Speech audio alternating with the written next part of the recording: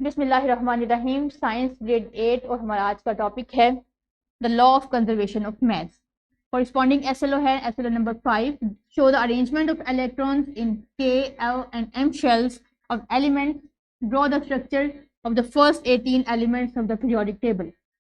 दो पार्ट हैं एसएलओ के। In the first part will arrange the electrons in 3 consecutive shells and then we'll draw the structure of the first 18 elements of periodic table.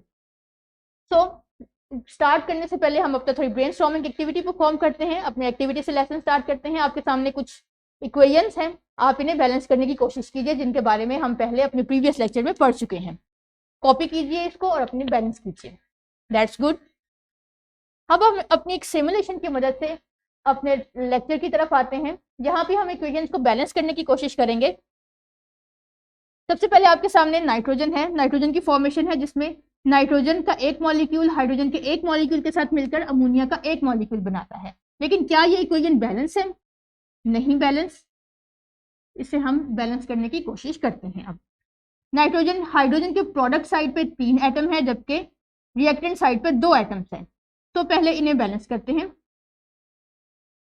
इसे हम एक common integer के साथ multiply करेंगे। यहाँ पे रिएक्टेंट साइड पे हाइड्रोजन को 3 से मल्टीप्लाई किया और प्रोडक्ट साइड पे 2 से मल्टीप्लाई किया। तो hydrogen has been balanced now. अब आते हैं नाइट्रोजन की तरफ। रिएक्टेंट साइड पे नाइट्रोजन के 2 एटम्स हैं, जबकि प्रोडक्ट साइड पे नाइट्रोजन का 1 एटम है। सो इसे बैलेंस करते हैं। यहाँ पे अब नाइट्रोजन के 2 एटम्स हो गए हमारे पास, और यहाँ पे भी, यहाँ पे 4 हो गए हैं। एक नाइट्रोजन का, यहाँ पे हमने 2 किए थे, 2 नाइट्रोजन एटम, और यहाँ पे 1 हो गया। देखिए अब हमारे पास एक इक्वेशन अमोनिया की फॉर्मेशन बैलेंस फॉर्म में है।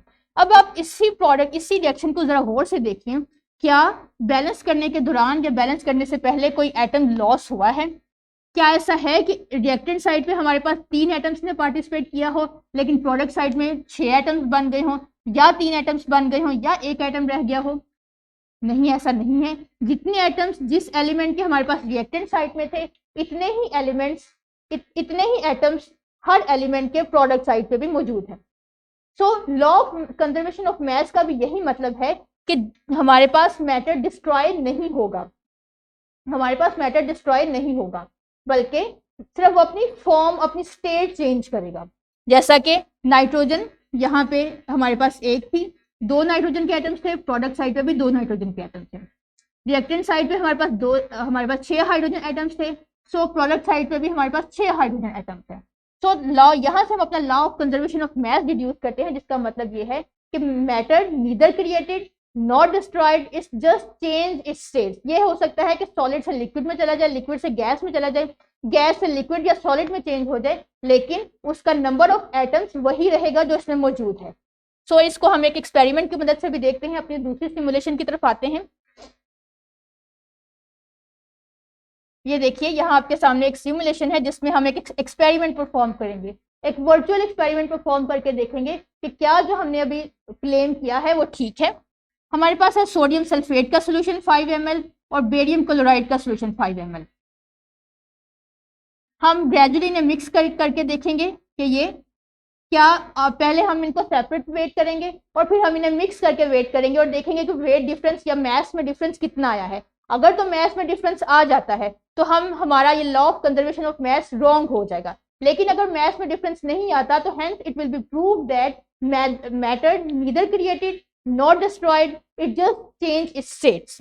सो हम 5 ml बेरियम सोडियम सल्फेट का सोल्यूशन अपनी फ्लास्क में लेते हैं। फिर 5 ml बेरियम क्लोराइड के सोल्यूशन को एक थ्रेड के साथ टाई करते हैं, एक टेस्ट ट्यूब में डालते हैं। थ्रेड इस टेस्ट ट्यूब में टाई करके इसे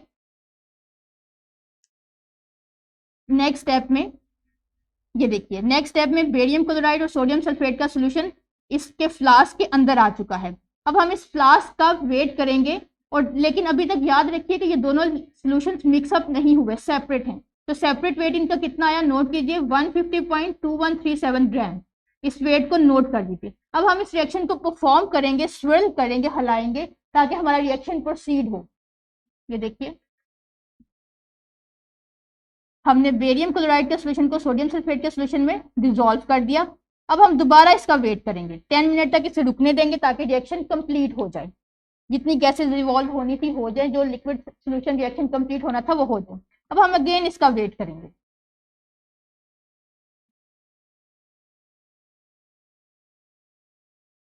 ये देखिए, अब हमने दोबारा रिएक्शन कंप्लीट होने के बाद वेट किया तो क्या वेट आया, 150.2137 ग्राम, जो एग्जैक्टली वही था जो रिएक्शन शुरू होने से पहले था। सो रिएक्शन खत्म होने के बाद भी जब न्यू प्रोडक्ट्स हमारे पास बने तो वेट में कोई चेंज नहीं आया। वेट में चेंज ना होना इस बात का प्रूफ है कि कोई भी न्यू मैटर नहीं बना। अगर जो प्रोडक्ट्स हमारी रिएक्टेंट से डिफरेंट है लेकिन इसमें मैटर चेंज नहीं हुआ, मैटर ना तो कोई नया आया ना ही डिस्ट्रॉय हुआ, वेस्ट हुआ, सिर्फ एलिमेंट्स की अरेंजमेंट चेंज हो गई। So that is how we can set that matter neither created not destroyed, it just changes states. वापस आते हैं अपने स्लाइड्स की तरफ। So law of conservation of mass, matter is not created not destroyed, however it changes its states only. Law of conservation of mass is very important to study chemical reactions. If scientists know the quantities and identities of reactants for a particular reaction, they can predict the amount of products they will make. अगर scientist को पता ही नहीं होगा कि वो किस quantity में कौन सा रिएक्टेंट यूज कर रहे हैं तो अपने प्रोडक्ट की यील्ड को ना तो कैलकुलेट कर सकते हैं और ना ही उसे कंट्रोल कर सकते हैं। Hence purposeful reaction, purposeful products कभी भी हम सिंथेसाइज नहीं कर सकते without this law. Changes in states of matter during reaction, ये हम पहले भी स्टडी कर चुके हैं कि एक रिएक्शन के दौरान ये हो सकता है कि मैटर की रिएक्टेंट्स की स्टेट चेंज हो जाए, सॉलिड से लिक्विड में, लिक्विड से गैस में चेंज हो जाए और गैस वापस सॉलिड या लिक्विड में चेंज हो जाए, लेकिन ये डिस्ट्रॉय नहीं होगा। अब अपनी लैब में ये एक्सपेरिमेंट परफॉर्म करेंगे और खुद भी इसको ऑब्जर्व करेंगे। आपने क्या करना है कि आपने कॉनिकल फ्लास्क लेनी है, जैसे कि हम पहले ले चुके हैं, एक बैलून लेना है, मैच बॉक्स लेना है, वेइंग बैलेंस लेना है और एक मेजरिंग सिलेंडर लेना है और एक आपने कोई भी अल्का सेल्टर टैबलेट्स लेनी है। आप कोई भी कैल्शियम बेस्ड टैबलेट्स भी ले सकते हैं जिससे ऐसी टैबलेट जिसे पानी में डिसॉल्व करें तो उसकी एफर्वेसेंस बने, जैसे कि डिस्प्रिन वगैरह। स्टेप 1 में आपने क्या करना है, कॉनिकल फ्लास्क का वे करना है 100 ml वाटर के साथ। स्टेप 2 में place 2 tablets of Alka shelter along side the conical flask. आपने एहतियात से फ्लास्क की साइड पे टैबलेट्स डालनी है, not into the flask and record the total mess. लेकिन अभी इसे मिक्स नहीं करना वाटर के साथ, सिर्फ कॉनिकल बैलेंस केमिकल बैलेंस के ऊपर आपने फ्लास्क पानी के साथ रखनी है और उसके साथ ही बैलेंस के ऊपर टैबलेट्स रख के इन दोनों का वे कर लेना है।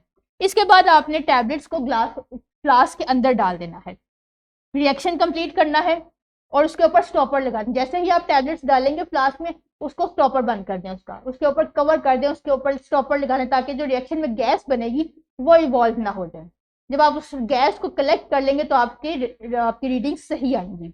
उसके बाद आपने इन दोनों को मिक्स करना है और दोबारा वे करना है। आप ये भी कर सकते हैं कि स्टॉपर लगाने के बजाय फ्लास्क के मुंह पे एक बैलून लगा दें। जैसे ही दोनों टैबलेट्स मिक्स होगी पानी में, गैस बनेगी, कार्बन डाइऑक्साइड गैस बनेगी, वो हवा गुब्बारे को ब्लो करेगी, उसको इन्फ्लेट करेगी, उसको फुला देगी, उसका साइज इंक्रीज कर देगी। इस तरह से हम गैस को भी कलेक्ट कर सकते हैं। इसके बाद आप इनका वेट कीजिएगा। आई एम श्योर कि पहले वाले वेट में यानी रिएक्शन से पहले वेट में और बाद के वेट में कोई डिफरेंस नहीं आएगा। आप अपनी ऑब्जर्वेशन को कॉपी पर नोट कीजिए और अपने टीचर से डिस्कस कीजिए। रैप कर लेते हैं। The law of conservation of mass states that matter is neither created not destroyed, however it just changes it's state. Assessment, आपके पास वर्कशीट है, इस वर्कशीट को डाउनलोड कीजिए और अपने सॉल्व करके रिटर्न कीजिए। आप इसका होमवर्क करेंगे, एक्सरसाइज के सेक्शन बी में से क्वेश्चन नंबर 3 सॉल्व करेंगे और एक्सरसाइज के सेक्शन सी से क्वेश्चन नंबर 3 सॉल्व करेंगे और अपने टीचर को प्रेजेंट करेंगे। अपने लेक्चर में मिलते हैं। आई होप कि आपने SLO को अच्छे से समझ लिया होगा और इसे प्रैक्टिस भी करेंगे। अल्लाह हाफिज।